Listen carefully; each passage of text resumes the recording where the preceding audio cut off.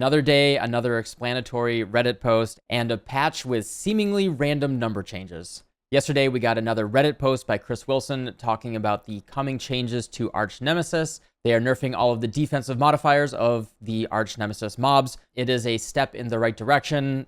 I don't think it's enough. Do encourage you to watch the video yesterday if you want to know my overall thoughts on that. Arch Nemesis mobs, due to their current design, will never be particularly interesting. The only things that they will effectively do is take less damage and make you take more damage because they are put on random mobs on the map instead of interesting monsters like map bosses that actually have telegraphed moves that you want to look for and dodge and have an interesting encounter.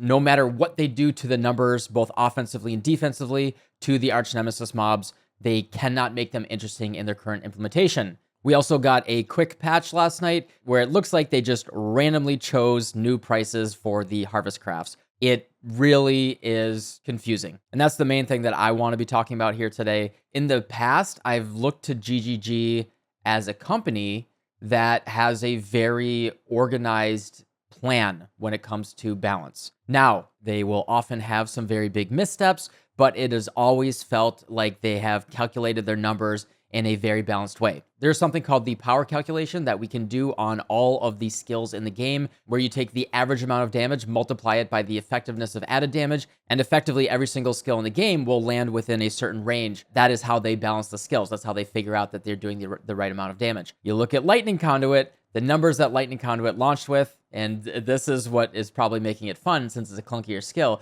they just supercharged the damage. And if you looked at what happened before they launched the league, they showed the original damage numbers, which are actually a little bit low, and then they super juiced the numbers, and then, Jung Roan had to go snitch on everybody. They got called out for putting out absolutely absurd numbers out, and then they walked it back a little bit, but the numbers are still kind of out of whack. And I think that that's actually what's making Lightning Conduit so fun for people right now. And I don't think that this is a bad thing, but I do think it is a good example of what went into this patch. It really feels like a lot of the numbers didn't go through the rigorous balance passes, rigorous testing that traditionally I would expect from grinding gear games. A lot of people are tossing around the word anchoring right now. There was a really good Reddit post a couple days ago that said, don't assume maliciousness.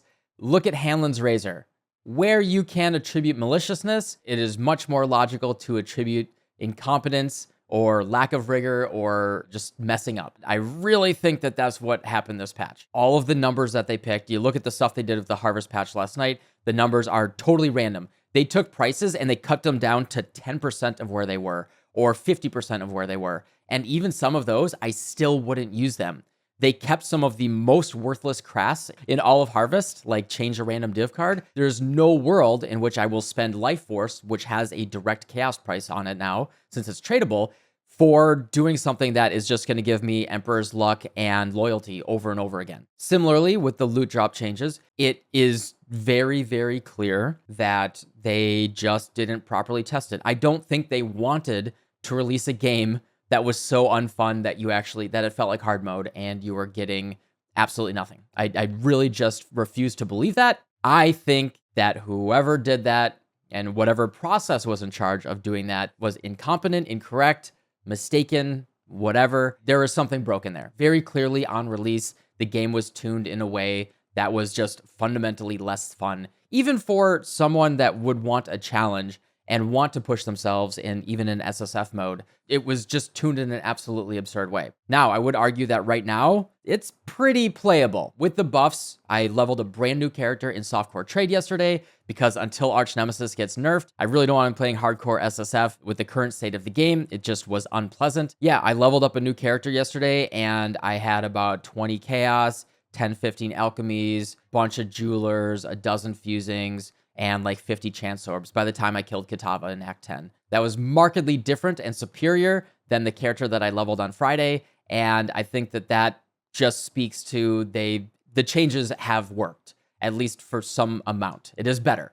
Is it perfect? Probably not, but it is noticeably better. The changes did make a difference. But what we really have to ask ourselves is like, how did this even happen? What is the process that happened here? And I hope And I assume that this is what GGG is asking themselves right now. They said at the end of the Reddit post last night that they are working on an explanation of what happened, how this happened. They're going to let us know. So yeah, just a confusing, weird state of affairs that we're in right now. Much like I advised yesterday, if the game is not fun to you now or yet, keep on waiting, play fun other games, experiment with the format, have other plans for trying new content, trying something else. All of our original plans going to this league got absolutely thrown awry. I lost my desire to push past level 90 in hardcore solo self-found with the current state of Arch Nemesis and crafting. I'm just playing in Fun Core Trade right now and just kind of screwing around, trying out an Energy Blade Trickster, seeing how that goes, and not taking it too seriously. As long as we take a step back and we just understand that the game is in a bad state right now,